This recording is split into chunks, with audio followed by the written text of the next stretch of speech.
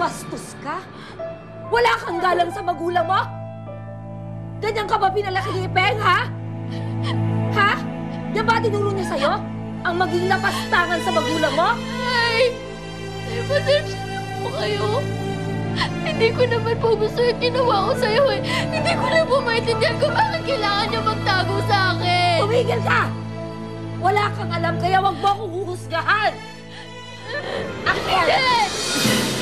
Iisyan mo naman Spade! siya! Ano nangyayari sa kapatid mo? Spade! Ano ba? Hindi ko na po ito ibibigay sa'yo! Hindi na! Mabuti ba tatawag mo na ako ng doktor, ha? Spade! Isa mo, bilis! Spade!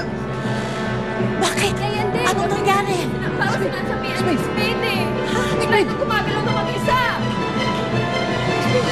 Uy! Ano nangyari sa'yo? Uy! Akin eh! Akin na!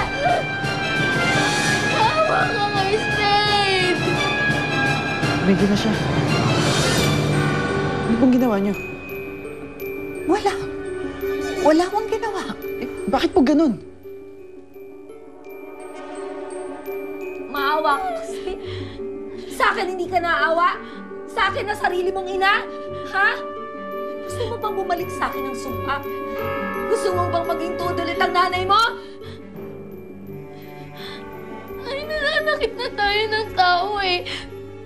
Gusto ko lang naman po gumaling na si Spade. Pero paano naman ako, ha? Anak, paano ako? Ha? Kapag tinanggal mo ang karayom na to sa manikang ito, hindi mo ba naisip na pwede bumalik sa akin ng sumpa? Ha?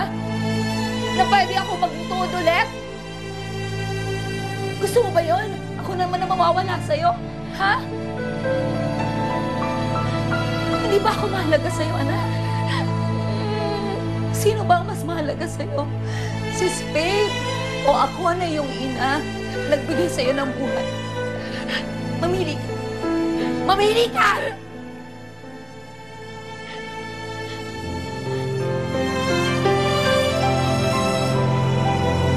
Hindi ko alam kung maniniwala ka.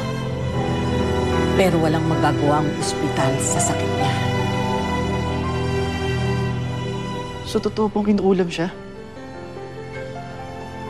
Oo. May sumasalbahing mangkukulam sa kapatid mo. Dok, bilisan niyo po. Gumagalaw kasi si Spade ng mag-isa eh.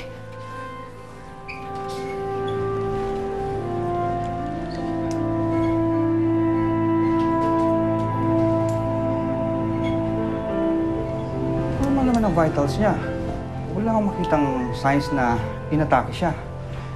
I don't think there's something wrong. Ano? Bakit hindi ka makasagot? Mamili ka sa aming dalawa ni Nay, Spade! kaya po! Nay, hindi ko na kaya magkahiwalay tayo ulit. Kung gano'n, anak, maging masunurin ka sa akin, ha? Kukunin mo ang batong dingdong bukas na bukas din. Tatanggalin natin ang karayom na to sa manikang ito para gumaling na rin si Spade. Nay, kung talagang gusto niyong bumalik si Spade, bakit kailangan pa natin maghintay na makuha yung itim na dignum? Halika, anak. Kapag nasa akin na ang itim na dignum, hindi na ako natatabla ng kahit na anong sumpa. Kaya tatanggalin na natin ang karayom na to sa manikang ito. Pagagalingin ko si Spade. Talaga po?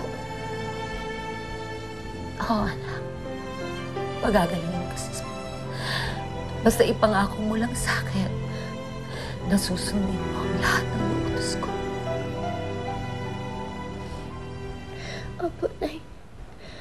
Bukas na bukas, kukunin ko yung itim na dignum at ibibigay ko sa iyo.